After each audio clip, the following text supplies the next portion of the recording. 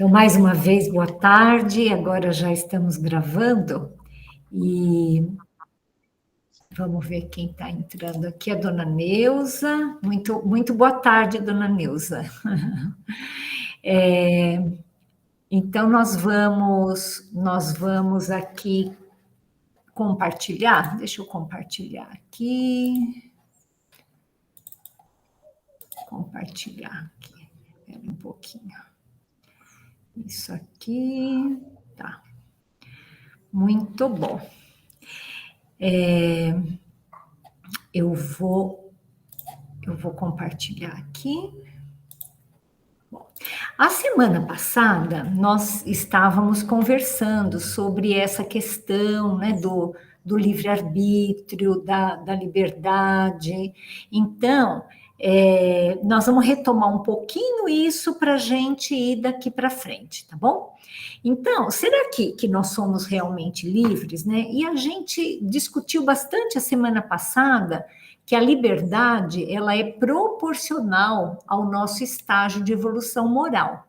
Por isso, somos relativamente livres para certas decisões, mas não precisamos ser reféns das circunstâncias e dos fatores sociais, estruturas familiares, étnicas, espirituais, astrológicas, numerológicas, né?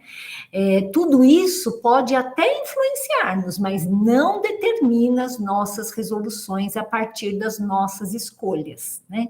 Então, nós temos essa escolha e a nossa liberdade é proporcional ao nosso estágio de evolução moral, né? Por isso que, assim, a gente só vai ser totalmente livre a hora que nós formos espíritos puros, porque só então é que nós vamos conseguir ter maturidade suficiente para poder fazer escolhas corretas, né? Deus, na sua infinita bondade, na sua infinita sabedoria, não nos permite que façamos escolhas plenas enquanto nós não atingirmos certo nível de evolução espiritual. Deixa eu ver quem chegou aqui. Eunice. Eunice, seja bem-vinda. E aí, a próxima coisa que nós queremos perguntar aqui é o seguinte: será que existe karma? O que é karma, né? Será que no Espiritismo existe essa questão do karma, né? Quem que gostaria de começar a discutir? José, o que você entende por karma? O que nós espíritas devemos entender por karma?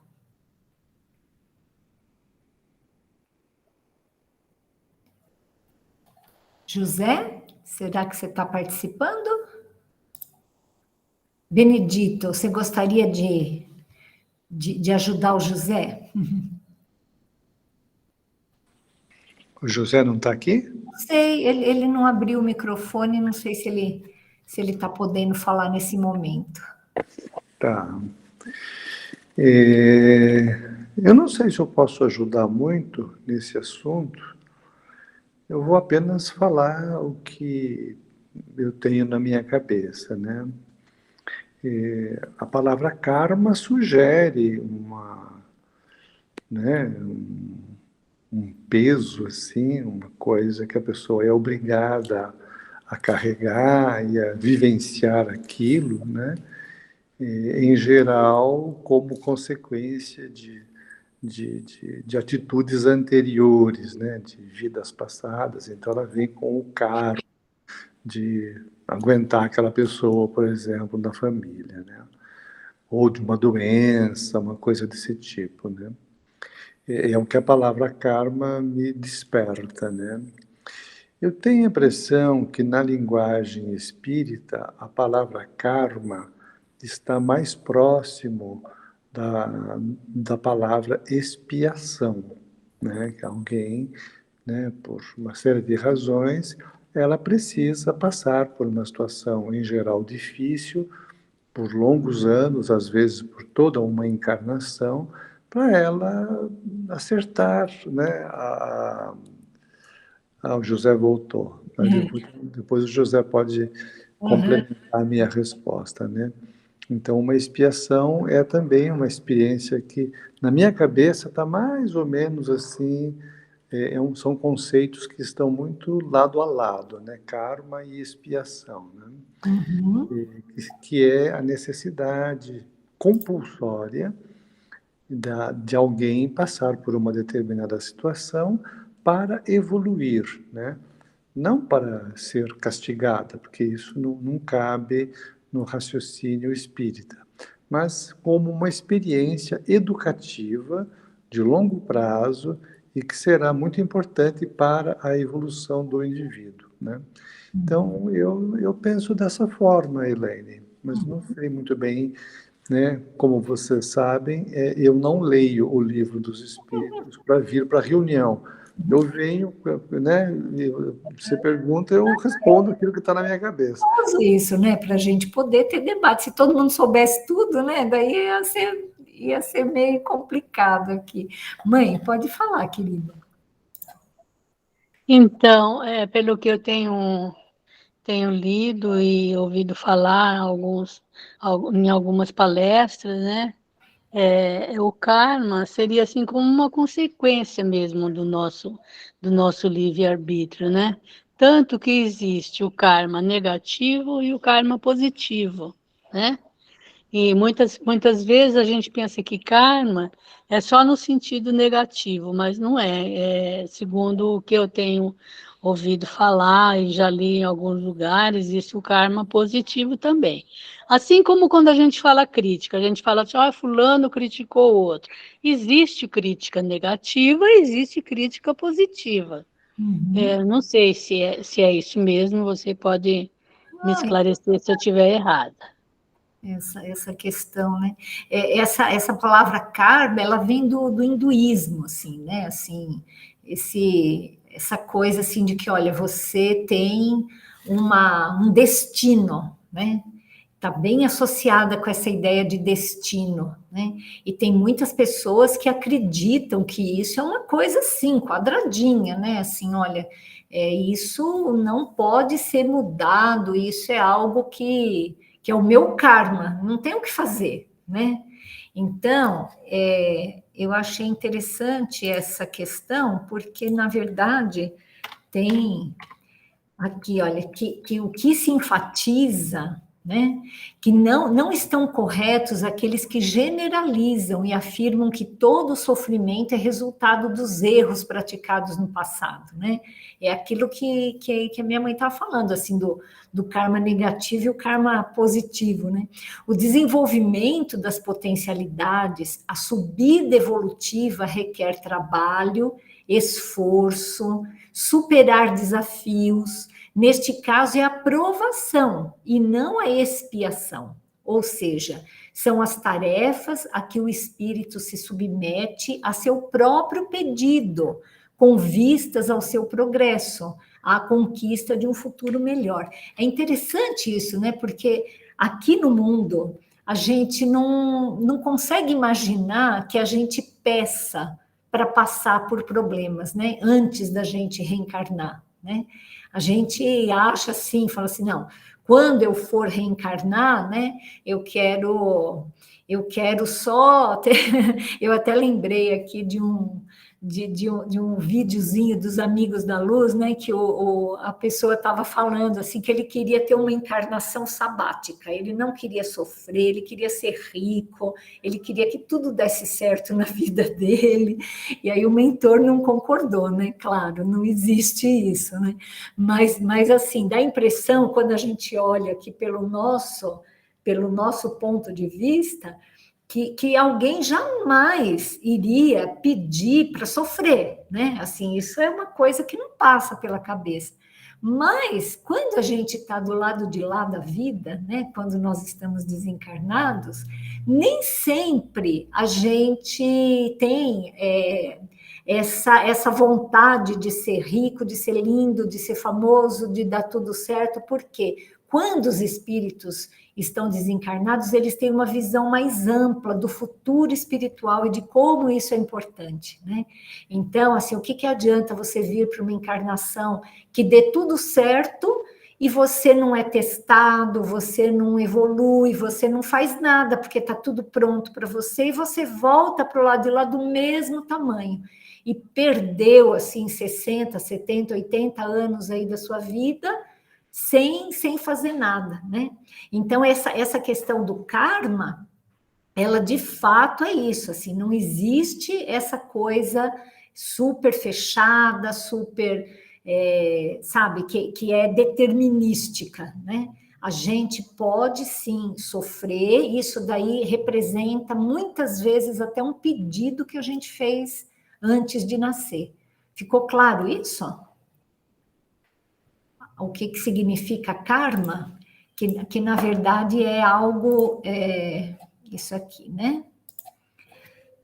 Que pode ser. E esse termo, provação e expiação, será que todos aqui sabem a diferença que existe entre provação e expiação? José, você está aí agora? Você explica para a gente? Ah, sim. Entre expiação e provas. Isso. Qual que é a diferença entre expiação e provação? Certo. Na verdade, na nossa encarnação, nós estamos com essas duas situações de provas e expiações, né?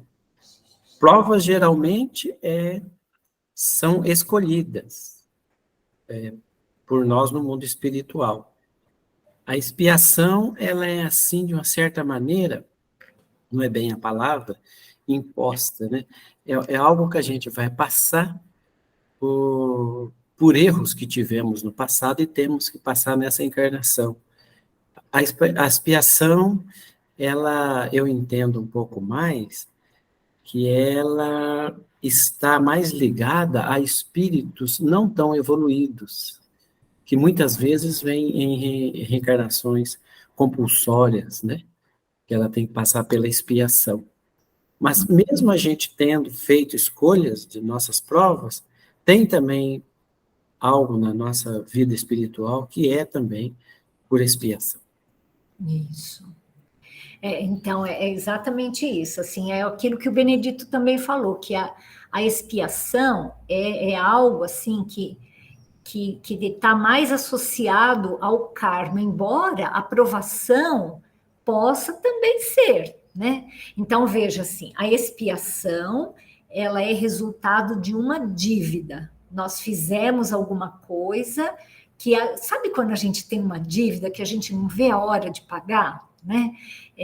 As pessoas, à medida que vão se desenvolvendo, elas contraem uma dívida, elas ficam com vontade de pagar logo, né? Falar, ai, consegui pagar o meu cartão de crédito, não é um alívio isso, né? Consegui quitar o meu carro, consegui quitar a minha casa, olha, levou 30 anos, mas agora é minha, né? Então, essa coisa de quitar uma dívida, ela é muito, muito boa para o espírito, né? Por isso que a gente não pode encarar como algo negativo, algo pesado, porque é muito bom a gente quitar uma dívida, né? E quando o espírito está na espiritualidade, né, antes de reencarnar, ele tem essa noção de uma forma muito mais óbvia, né, do que nós aqui. Então, assim, quando ele se compromete a resgatar aquilo que ele fez de errado, é um alívio muito grande para ele.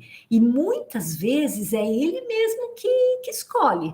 Às vezes é como José falou, que é uma coisa compulsória. Olha, assim, você fez tanta coisa assim que machucou o seu perispírito, né? Você infringiu tanto a lei que agora, assim, não tem muito jeito, né? Os espíritos da reencarnação, eles usam o molde perispiritual que eles têm para construir o novo corpo. Então, às vezes, assim, é tanta coisa errada que aquele espírito infringiu ao próprio corpo, né? com vícios morais, com vícios materiais, que a hora que ele volta, ele tem aquele molde e é em cima daquele molde que os espíritos construtores vão fazer o próximo corpo dele. Então, às vezes, nem tem tanta escolha assim. É realmente, como o José falou, uma coisa compulsória. Mas muitas vezes as expiações, elas são elas são escolhas do espírito que quer quitar essa dívida. E a prova, a gente chama de prova uma coisa que o espírito, ele fala assim, bom, eu quero ver se eu aprendi mesmo. Ele não tem dívida para quitar, mas ele não pode estacionar. E ele próprio quer fazer alguma coisa. Então, ele se impõe um trabalho que, às vezes, é um trabalho muito difícil e pode, com isso, fazer com que moralmente ele evolua. Por exemplo, ele pode escolher renascer numa família que nem é tão ligada a ele, mas ele vai renascer ali porque, de alguma forma, ele se condoeu com a situação daquela família e ele quer ser um ponto de luz ali.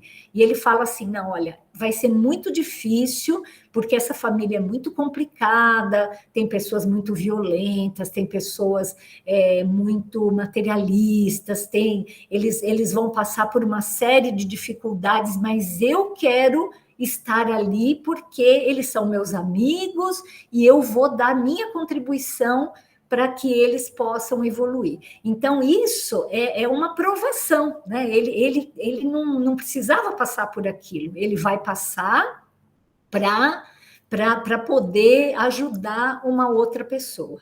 Eu lembrei de um livro que chama Renúncia, que é um livro de Emmanuel, maravilhoso, onde Abigail, um espírito que já estava num mundo acima do nosso, um mundo que já era um mundo feliz, olha só, muito distante da Terra, que ainda é um mundo de expiações e de provas, né? Esse mundo onde ela morava já é um mundo muito à frente da Terra. E ela, então, volta para a Terra para poder colaborar com um grande amor da sua vida que está ainda nesse estágio aqui. E o próprio mentor dela fala assim, olha, você tem certeza que você quer fazer isso? Porque tem muita gente que quer dar esse passo e não consegue, e às vezes se enrola, né? E ela respira fundo e fala, não, eu vou. E daí vocês leem o livro, que é muito lindo, aí vocês vão saber o que aconteceu com a Abigail. Fale bem. 2 perguntas. Essa Abigail foi a namorada de Paulo ou é outra Abigail? Ai, desculpe, eu estou confundindo, não é Abigail, é Alcione, a renúncia, desculpe. Eu Tá. estava com a Abigail na minha cabeça. É a Alcione, que é a personagem do livro Renúncia. Desculpa, obrigada pela pergunta, que daí eu tive chance de corrigir. Bem. Tá, tranquilo. Então, o protagonista do livro é Alcione, não Abigail. Isso mesmo. Tá bom, tá bom. A outra pergunta é a seguinte, você estava falando de dívida, de expiação, pagar dívidas, pagar o carnê, etc. E aí depois você falou de algumas marcas no perispírito, né, consequentes de atitudes que nós tomamos, né? E aí me veio uma questão. Quando a gente pensa em dívida, a gente pensa assim, que eu devo alguma coisa, uma certa quantidade de dinheiro, por exemplo, devo para alguém. Eu preciso pagar aquela pessoa porque eu peguei o dinheiro emprestado e estou devendo. Então, a noção de dívida é uma noção que envolve necessariamente uma outra pessoa. Eu devo algo para alguém. E quando você falou dessas marcas perispirituais, me ficou assim uma impressão de que é uma dívida que o espírito tem consigo mesmo e não com alguém, não é? Então eu queria que você explicasse um pouco essa questão para mim. olha que coisa interessante que é essa questão do Benedito, que dá para a gente conversar muito isso. A dívida é sempre para a gente mesmo. Não é interessante isso? Quando a gente faz algo para o outro, na verdade, a gente está fazendo para a gente mesmo, né? Por exemplo, tem um, eu não lembro agora exatamente o livro, que era um soldado romano que ele, assim, a especialidade dele era judiar de cristão, sabe? Ele assassinou muitos cristãos na época ali na Idade Antiga, logo depois que Jesus desencarnou, né? E essa pessoa, ela foi perdoada por todos os que ele matou, todos os que ele assassinou, porque eram cristãos, assim, aqueles primeiros cristãos, assim, tão piedosos, tão amorosos, tão ponta firme, que nenhum deles levou mágoa para, né, para o mundo espiritual. Todos eles eram espíritos, assim, já de um certo padrão espiritual, né? E nem por isso, né, não é porque ele foi perdoado pelas outras pessoas, né, por aqueles a quem ele feriu, ele assassinou, ele torturou, mesmo assim, ele ficou com a dívida, porque a dívida é sempre para com a lei, com L maiúsculo, né? A dívida é sempre para conosco mesmo, né? Então, assim, é algo que é muito interessante isso, né? Porque a pessoa que foge da lei, né? Você que é psiquiatra, Benedito, você pode explicar isso melhor, assim. Existe um conceito de psicopata, que é uma pessoa que não tem senso, ela não consegue enxergar o outro, então ela mata friamente, ela explora, ela faz tudo isso. Só que do ponto de vista espiritual, isso tem validade. Ela não fica sempre assim. Em algum momento da vida espiritual, pode ser que naquela encarnação ela seja um psicopata e realmente não consiga enxergar o outro. Mas em algum momento da vida espiritual dela, é como se ela de repente percebesse, olha, o que eu estou fazendo? E nesse momento ela sente vontade de voltar sobre os próprios passos e recomeçar. Um outro exemplo que explica certinho essa questão do perispírito é no livro Memórias de um Suicida, né?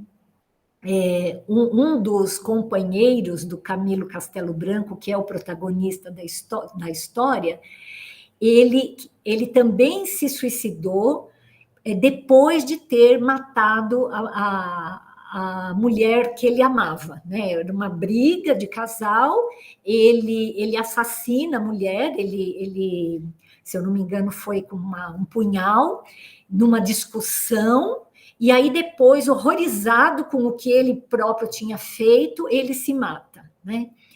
E aí aquilo ficou tanto na cabeça dele, aquela cena do crime, aquele horror, ele matando, assim, aquilo não saía,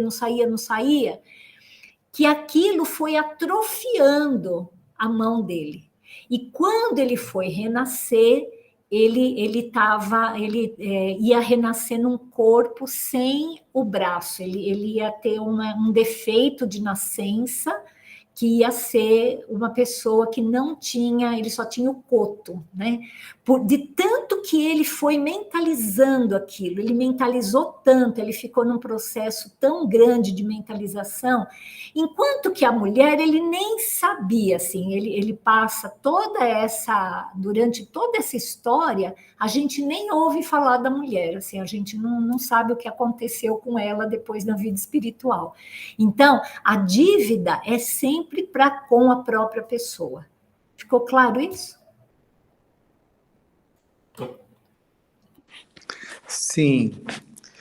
E de que maneira, nesse caso, ele tendo nascido num corpo com esse defeito, sem a mão, de que maneira esta experiência serviria para ele, entre aspas, pagar a dívida que ele tinha consigo mesmo? Alguém gostaria de responder? Eunice, você gostaria de dar a sua opinião sobre isso? Como que uma pessoa pagaria essa dívida? Não tem, nesse caso, né? Eu não lembro o nome do espírito, mas isso está descrito no livro Memórias de um Suicida. Eu acredito que. Boa tarde a todos. Eu acredito que a vivência dele, a maneira que ele viver essa vida, né? Se ele não tem o braço, mas o esforço dele, as atitudes dele, faz com que, de certa forma, ele vai vivenciar essa vida com, quer dizer, sem esse braço, mas ele não sofre tanto, porque ele aceita esse fato com naturalidade e vive a vida dele. É lógico que nem todo mundo aceita a vida que tem e fica lamentando a vida que tem. E aí ele cai na mesma situação de antes, né? Se é para a gente tem que enfrentar com honra, com bons exemplos, né? Não ficar choramingando o que ocorre na vida. Não sei, eu penso dessa forma. Mãe, pode falar.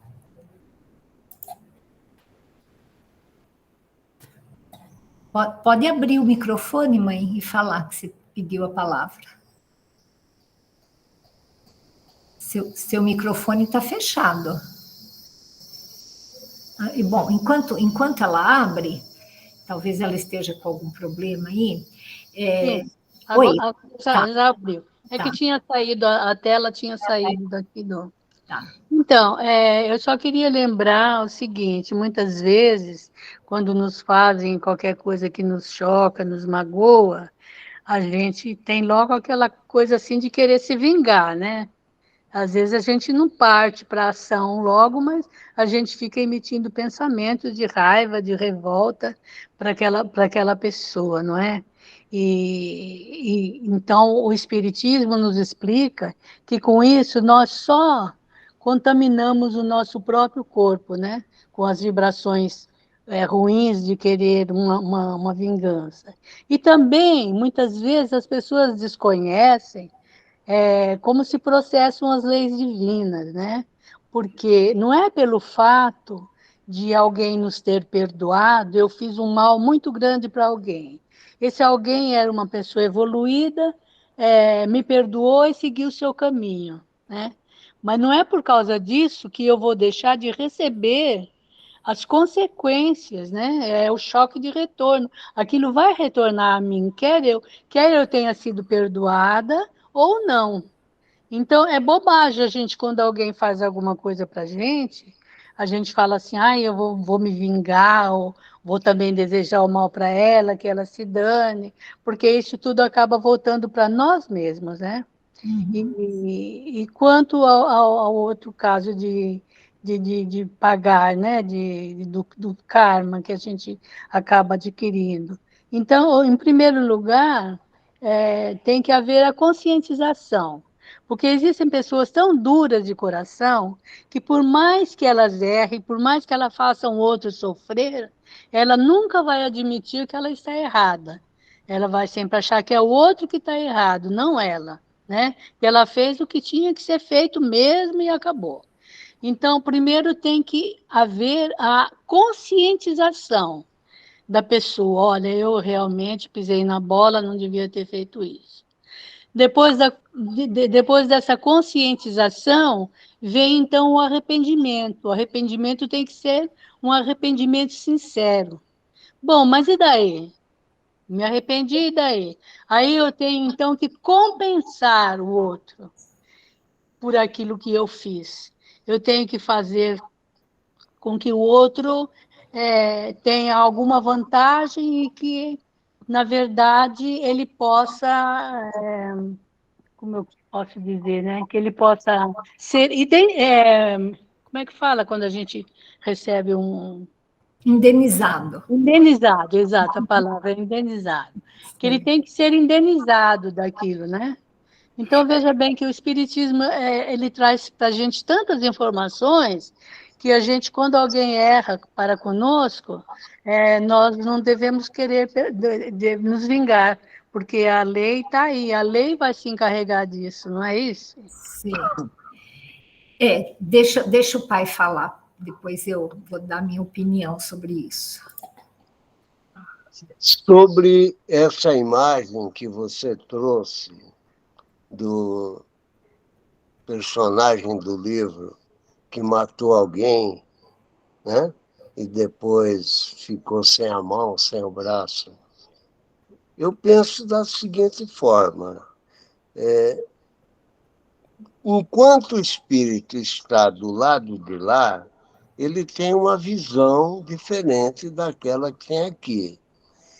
Ele se sentiu, no meu entender, se sentiu tão perturbado por ter matado a pessoa que ele se colocou naquela imagem que Jesus falou. Se a tua mão for motivo de Escândalo. escândalo, é melhor que você corte a mão. Né?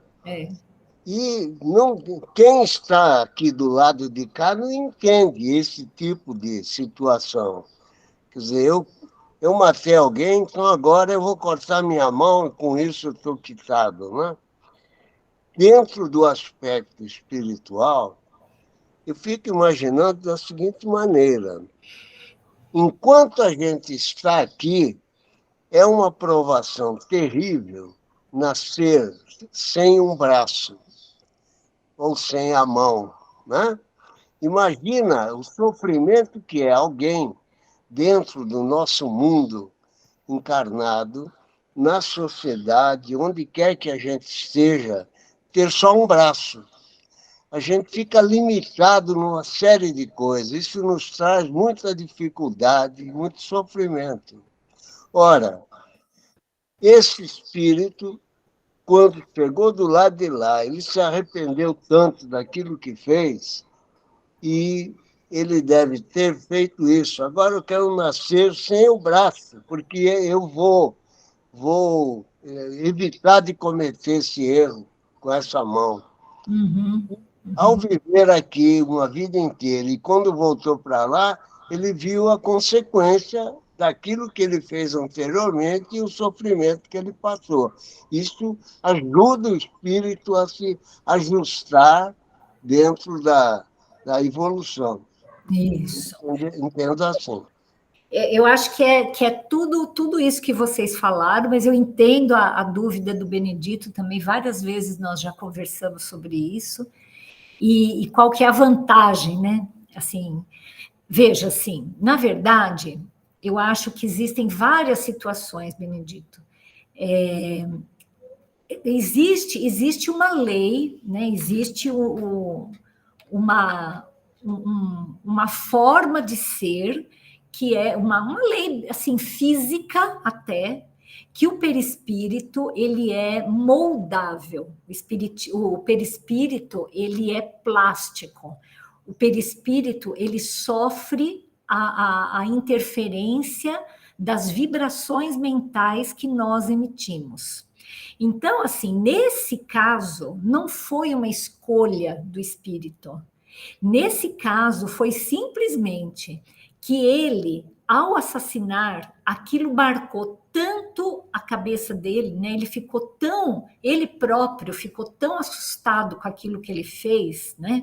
Ficou tão horrorizado, que por muitos anos na espiritualidade, depois, ainda mais que ele foi um suicida, né? Ele ficou sofrendo muito, ele ficou lembrando daquilo. Então, aquela monoideia na cabeça dele, porque aquilo vinha toda hora, e ele falava que ele não devia ter feito aquilo, que ele, né? Aquilo vinha, e foi atrofiando o braço dele. Né?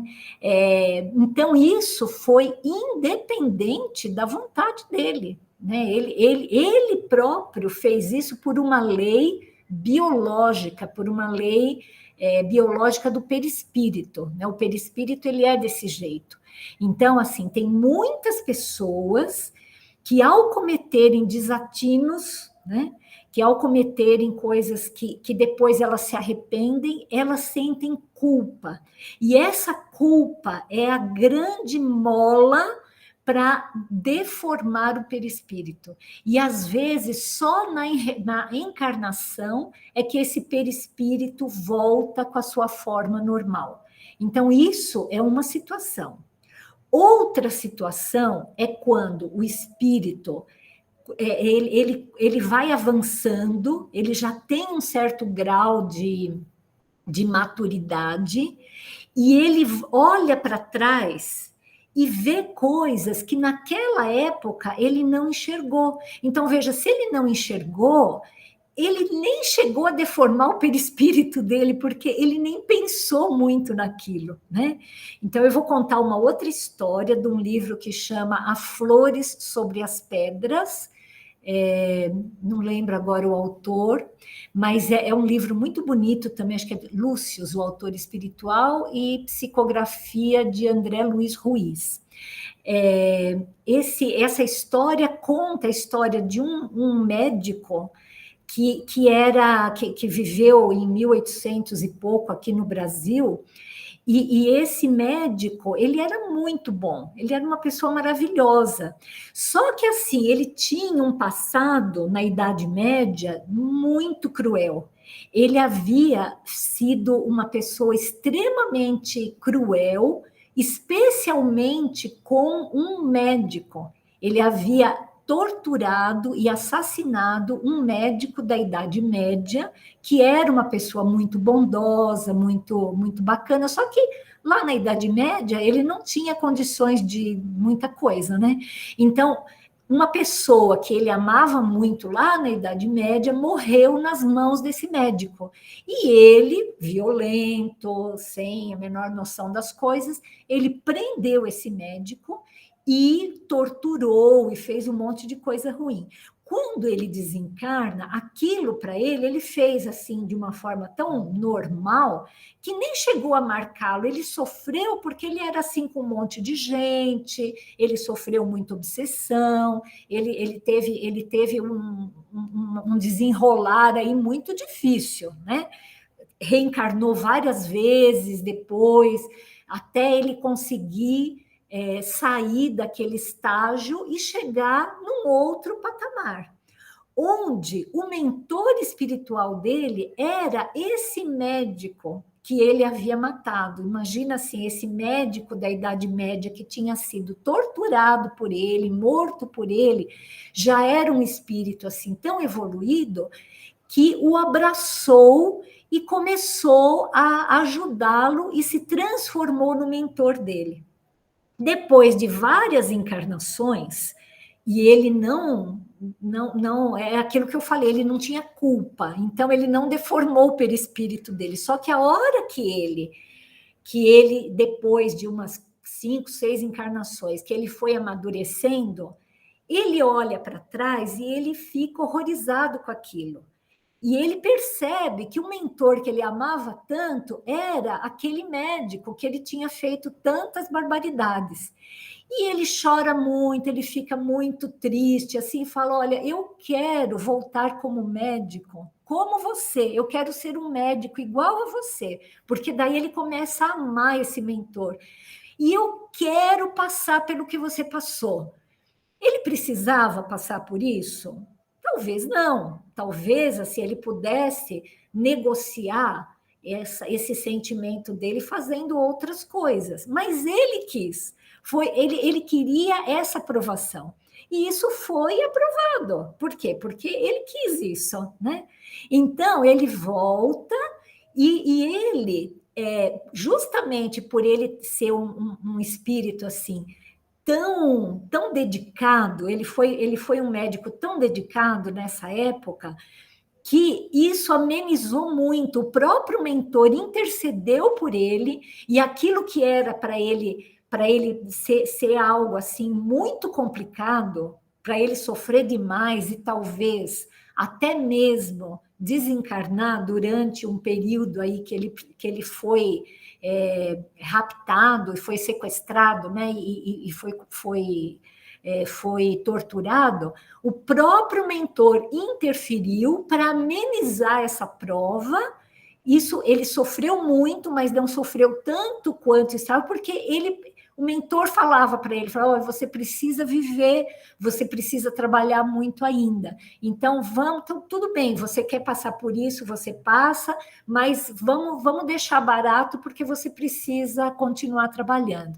Então, ficou clara essa questão, assim, do que é uma lei. Como minha mãe falou, olha, são leis, o perispírito é desse jeito. Se você se sente culpado por uma coisa errada que você fez, você deforma o seu perispírito naquela área e você precisa reencarnar. Isso, como a Eunice falou, não significa que você vai aproveitar isso daí. Pode ser que a pessoa venha com um defeito que ela mesma causou, e ela seja uma pessoa tão revoltada e faça tanta coisa assim, viva de uma forma tão infeliz, que ela nem aproveita aquilo, né? E às vezes ela contrai até mais dívidas. Ficou claro isso, Benedito? Sim, entendi perfeitamente. Eu só pediria para você comentar o conceito de indenização que você falou agora há pouco, a propósito do comentário da sua mãe, né? Então, indenizar significa indenizar algo para alguém, não é? E pelo que eu entendi, por exemplo, nesse caso do médico aí, ele quis fazer isso para ele próprio passar pela experiência do outro, blá, blá, blá, blá. Mas era uma coisa dele consigo mesmo, para ele, né, assim, se sentir bem consigo mesmo. Eu queria que você comentasse o conceito de indenização. Eu falei isso porque eu percebi que minha mãe queria usar essa palavra e não lembrava, né? Mas eu acho, assim, é aquilo que eu falei, assim, a dívida é para conosco. Eu acho que o que minha mãe quis dizer foi o seguinte, que não basta você se arrepender, né? Você precisa, assim, primeiro se arrepender e depois você voltar sobre os seus passos e lá atrás buscar o seu problema para você conseguir ir em frente, né? Como esse médico que depois de muitas encarnações ele percebeu que ele não ficaria bem com ele mesmo enquanto ele não passasse por alguma experiência parecida com o que ele havia feito sofrer uma pessoa que naquele momento ele amava tanto, que era o seu mentor, né? Então, assim, o mentor, ele não estava cobrando isso dele, entendeu? O mentor já tinha perdoado tanto que se transformou no mentor dele, né? Assim, então, assim, essa coisa da indenização, ela não é necessária para o outro, ela é necessária para si mesmo. Eu acho que o que precisa ficar claro é que, assim, quando a gente comete uma falta, a gente comete uma falta para a gente mesmo. Não é Deus que castiga, não é necessário a outra pessoa cobrar isso, ela pode perdoar instantaneamente, esquecer, caminhar em frente. Isso, a falta é sempre para conosco. E é a nossa consciência que nos cobra e nos faz voltar de uma situação de erro, uma situação de problemas, para resgatar aquilo que ficou errado. Mas esse resgate é sempre da gente para a gente mesmo. Oi, bem, pode falar. Não, está claríssimo. Eu só queria perguntar para Lourdes se o que você disse, Lourdes, de indenização, me parece que é um pouco diferente do que o que a Elaine está dizendo. Então, eu queria saber como é que você vê essa questão. Eu não entendi direitinho, porque na hora aqui eu me atrapalhei aqui no celular e quase que eu perdi a tela aqui. Mas você pode repetir, por favor? Claro. Eu estou dizendo que eu entendi o que você falou naquela hora e entendi o que a Elaine falou também, né?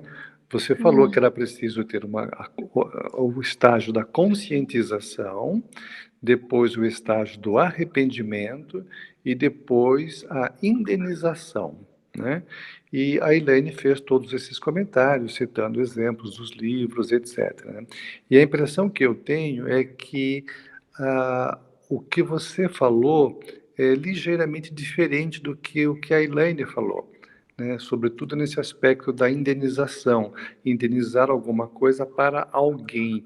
E a Elaine está dizendo que a dívida é do próprio sujeito, então, né, o outro tá fora desse raciocínio. E quando você fala que é preciso, depois de conscientizar, se arrepender, é preciso indenizar, então me parece que tem uma diferença de conceitos entre o que você disse e o que a Elaine disse. Isso que eu queria escutar você agora sobre isso. Então, quando eu digo indenizar a pessoa, é o seguinte, vou dar um exemplo que se torna mais fácil para entender. Eu fiz um grande mal para você, certo?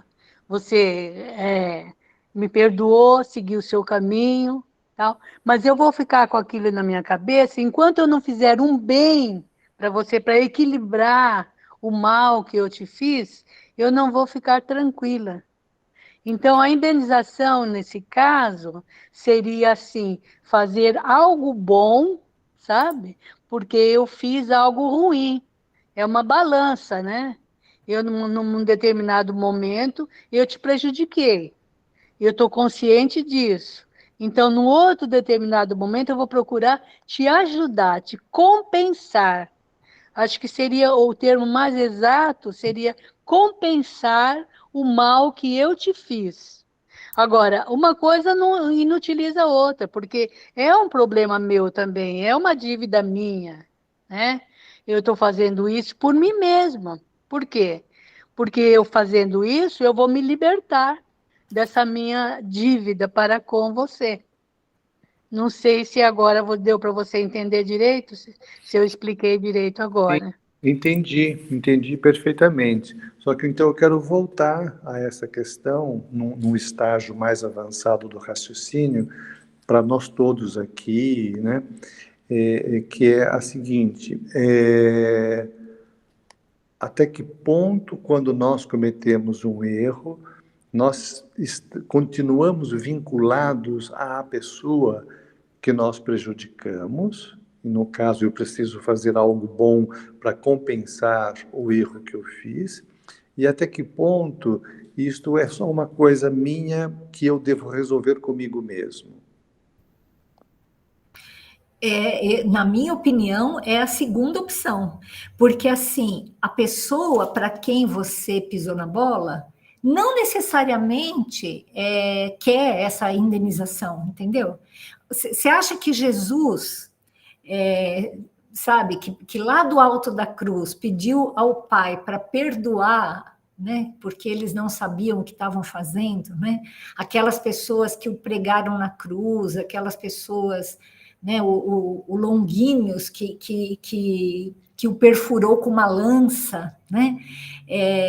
Essas pessoas, depois que elas amadureceram, elas se sentiram na obrigação, como minha mãe falou, de fazer alguma coisa.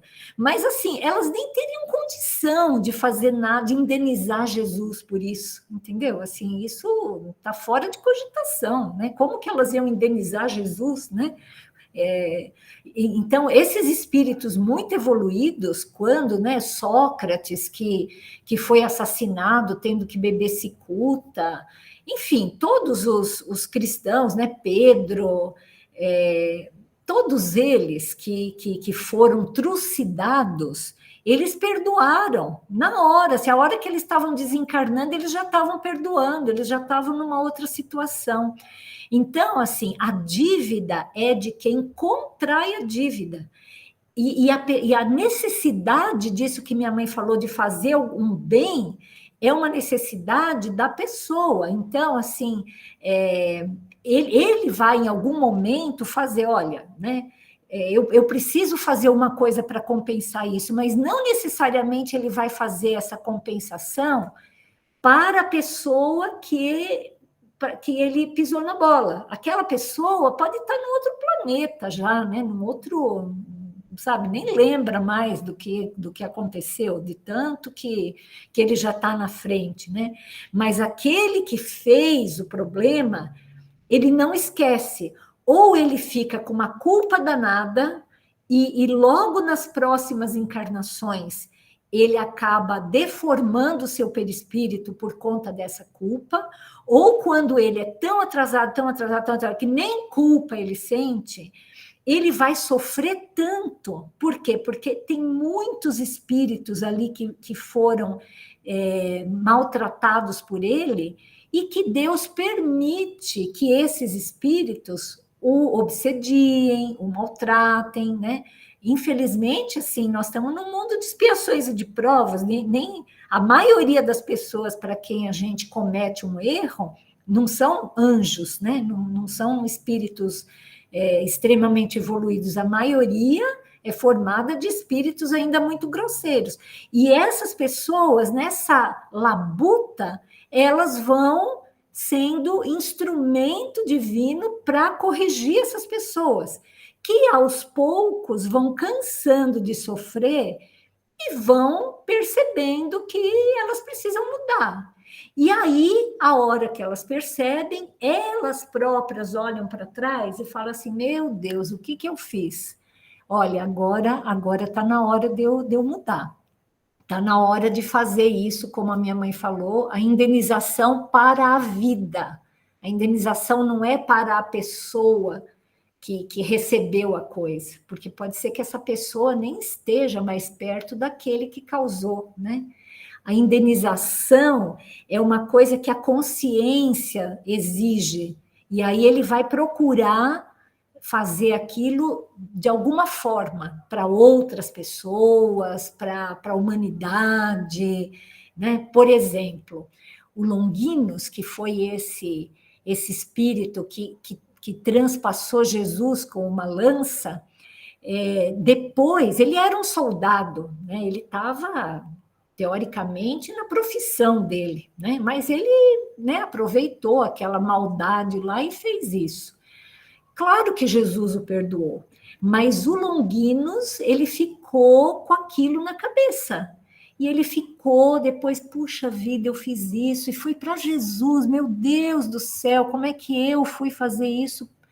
À medida que ele foi se desenvolvendo, ele foi percebendo com quem que ele tinha mexido, né? Assim, olha, eu perfurei o corpo do governador espiritual da Terra. Nossa Senhora! E aquilo ficou na cabeça dele, martelando. E Jesus é um ser tão especial, tão misericordioso, né? Tão maravilhoso, que assim, em um momento da vida espiritual do Longuinus, ele manda chamar esse espírito e fala para Longuinus, você gostaria de encerrar de vez esse problema? E é claro que Longuinus ficou muito feliz, né, porque ele queria muito se livrar dessa culpa que ele tinha. Não é que Jesus estava chateado com ele tinha culpa. E aí Jesus fala assim: olha, eu preciso que você reencarne no Brasil, você vai ter uma vida muito solitária, você vai passar por muitos problemas pessoais, só que eu preciso de uma pessoa assim, ponta firme, para ser o imperador do Brasil. E esse Longuínios, ele reencarna como Dom Pedro II, que foi um imperador assim que teve uma participação muito grande na construção do país, porque Jesus já tinha planejado que iria transportar a árvore do Evangelho da Europa para o Novo Mundo, aqui para o Brasil. E, de fato, assim, Dom Pedro II foi uma criança muito solitária, porque aos 7 anos os pais dele voltam para Portugal e ele fica sozinho aqui, né? E com uma responsabilidade já de um adulto, praticamente. Ele foi educado por terceiros e logo com 16 anos ele já tinha a responsabilidade de um monarca. E depois, quando ele envelhece, ele é traído também por vários amigos e tem que deportado do Brasil. Foi uma experiência muito difícil para ele, né? Então, Jesus dá essa missão para ele. Ele não morreu com uma espada no peito, entendeu? Ele não precisou passar. É importante que fique claro isso. A gente não precisa passar exatamente pela mesma coisa que a gente fez, né? Jesus pede que ele aceite esse desafio, né? De ter uma vida muito longeva, mas muito solitária, muito difícil, muito árdua, e no fim da vida ele ser traído por amigos e ter que ir embora do Brasil, né? Então, assim, isso fez com que Longuínios chegasse no mundo espiritual refeito, falou assim: agora Jesus me falou isso, olha, você faz isso que daí está tudo certo. Ficou claro isso? Sim, está claríssimo. Está muito bom. E eu estou só vendo aqui que nós temos 1 minuto para encerrar a reunião. E está ótimo. Eu só fico achando que eu ocupei muito espaço da reunião de hoje e outras pessoas estão em silêncio, e talvez fosse adequado abrir um espaço para as demais pessoas. Por mim, eu estou satisfeitíssimo e quero agradecer a todos por essa oportunidade. Eu quero perguntar para a Neuza, que não teve oportunidade de falar ainda, Neuza, se você quer completar alguma coisa, quer colocar algum ponto nessa discussão. Oi, boa noite, Elaine, boa noite para todos. Boa noite, querida. Eu gostei muito das histórias hoje, fiquei ouvindo vocês, analisando, né, tirando as minhas conclusões e aprendendo, né? A cada história é um aprendizado para a gente. E é bem isso mesmo, né? Na minha opinião, não existe coitadinho na história. Todo mundo está aqui para resolver alguma coisa, né? Por isso que a gente tem que respeitar, né, o que a outra pessoa está vivendo, e se puder ajudar, ajuda. Se não puder, como diz o ditado, não atrapalhe, né? Ore pela pessoa, né? É. Ore para que ela possa suportar a prova dela, né? Exatamente, porque vendo e ouvindo, né, as histórias, até ao redor da gente, com certas pessoas, a gente tem mais que cada vez ficar mais quietinho e tentar ajudar, não julgar, não criticar, porque a gente não sabe o porquê que a pessoa está vivendo aquilo ali, né? E é isso, mas eu fiquei muito contente com hoje, com o que eu aprendi, com o que eu ouvi, eu agradeço muito, viu? Boa noite para todos. Eu agradeço muito o seu comentário, porque assim, a gente não pode julgar, porque a gente não está no lugar da pessoa e a gente não sabe o nosso passado, né? Exatamente, não é só passado daqui, né? É passado, outros passados. Exatamente. Mas é isso, boa noite para todo mundo. Boa noite, querida. Zezé, você também que Boa não noite. falou quase nada, Zezé, você gostaria de complementar alguma coisa? Hoje não, hoje eu só quero agradecer. Um grande aprendizado. Que bom, que bom. José, você gostaria de falar alguma coisa? Complementar alguma coisa?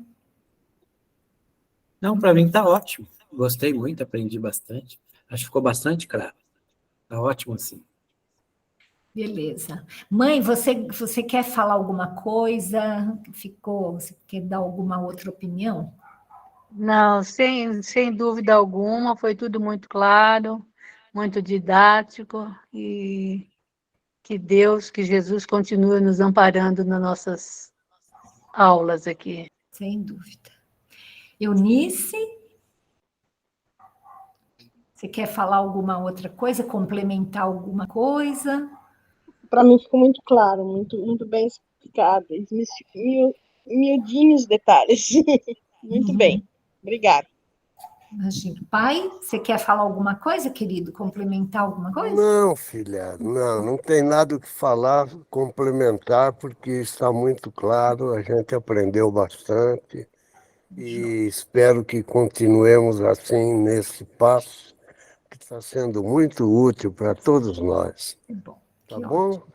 Um beijo, boa Um noite a beijo. todos. Eu quero pedir para a Eunice, então, fazer uma prece para a gente finalizar. Eunice, você faz para a gente?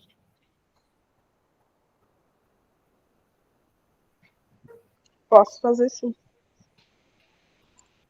Ó Pai Celestial, abençoe a cada um no seu cantinho, a cada um no seu lar, que bênçãos cheguem a todos, para que possamos trilhar no caminho do bem, para que possamos cumprir aqui que viemos, cumprir aqui a nossa missão e poder fazer um pouquinho a mais.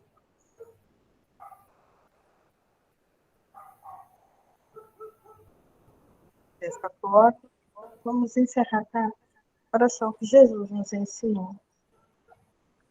Pai nosso, que estás nos céus, santificado seja o vosso nome, venha a nós o vosso reino, seja feita a vossa vontade, ó Pai, assim na terra como nos céus. O pão nosso de cada dia nos dai hoje. Perdoai as nossas ofensas, assim como nós perdoamos a quem nos tem ofendido. Não nos deixes cair em tentação, livra-nos de todo mundo. E possamos sempre fazer o bem. E que assim seja. Muito bom. Então, eu agradeço Boa a presença semana a todos. de todos. Muito obrigada. Obrigadíssimo pela presença de vocês, porque sem essa discussão, esse estudo não ia ter a menor graça. Então, eu agradeço muito todas as perguntas, tudo aquilo que vocês falaram, tá bom? Obrigadão, tá? Boa noite, um ótimo final de semana para todos. Para todos também. Boa noite, Boa noite a desejo todos, muita noite. boa noite a todos, bom descanso, Oi. Amém, tudo de bom. bom final de semana.